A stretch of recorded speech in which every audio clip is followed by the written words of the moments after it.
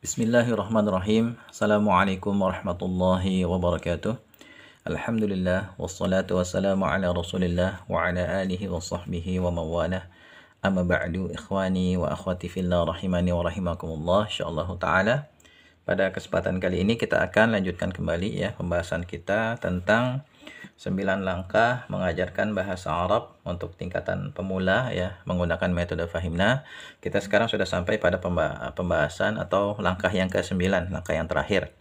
Nah, di langkah yang terakhir ini kita ajarkan tasrif fi'il. Ya, kalau sebelumnya kan kita fokus membahas tentang isim dan penempatannya dalam kalimat ya. Nah, langkah yang 9 ini untuk menyempurnakan penjelasan ya kita ajarkan tasrif fi'il, perubahan fi'il. Ya, perubahan fi'il dari fi'il maudhi menjadi mudhari kemudian menjadi fi'il amr seperti ini ya, dzahaba yadhhabu idhab. Ya, kemudian kita sampaikan kepada siswa kita bahwasannya masing-masing fi'il ini bisa ditasrif lagi berdasarkan pelaku ya. Seperti ini, dzahaba dzahaba dzahabu dan seterusnya. Yadhhabu yadhhabani yadhhabu dan seterusnya, idhhab idhhaba idhhabu dan seterusnya sampai selesai. Ya. Nah, seperti itu. Jadi, di langkah 9 ini kita ajarkan tasrifan. Kita ajarkan tasrifan kepada siswa kita. Ya, paling enggak tasrif dari fi'il maudhi menjadi mudhari menjadi amr. Kemudian setelah itu ya, kita ajarkan tasrifan berdasarkan pelaku ya, berdasarkan pelaku. Jadi nanti kita ajarkan bagaimana mengubah ya dari fi'il maudhi menjadi mudhari menjadi amr. Ya, pembahasannya itu ada dalam ilmu sharaf tentunya. Dan untuk itu ya, saya sudah menyusun buku yang ringkas seperti ini ya, ilmu sharaf mudah. Ini bisa digunakan untuk mengajar ya, dan ini e-booknya bisa di-download gratis. Ya, yang lebih tinggi dari itu ya, lebih lengkap itu ada buku ini ya. Siapa bilang ilmu sharaf susah? Ini juga membahas tentang kaidah ilmu sharaf untuk tingkatan pemula. Kemudian kalau untuk kelanjutan ya, saya juga sudah menyusun buku tasrifan 2 jilid ya, belajar tasrifan. Ya, di sini 2 jilid. Ya, cukup tebal, tapi insya Allah kalau pemula sudah menyelesaikan buku ini ya, insya Allah ya bisa dikatakan dia sudah memiliki bekal yang cukup di tingkat dasar terkait ilmu sharaf ya. Dan untuk contoh-contoh tasrifan ya dari fi'il maudhi menjadi mudhari menjadi amr, saya juga sudah menyusun beberapa buku ya seperti ini ya, kumpulan kata kerja. Di sini tasrif fi'il dari maudhi mudhari amr sudah dikelompokkan ya. Ada yang fi'il berkaitan dengan rumah, di rumah, di kamar tidur, di kamar mandi dan lain sebagainya ya.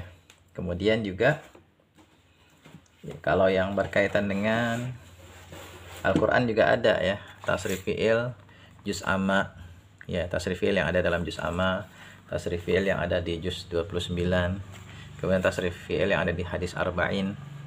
Dan juga ada satu lagi ya, tasrif fi'il yang berkaitan dengan surat Al-Kahfi ya.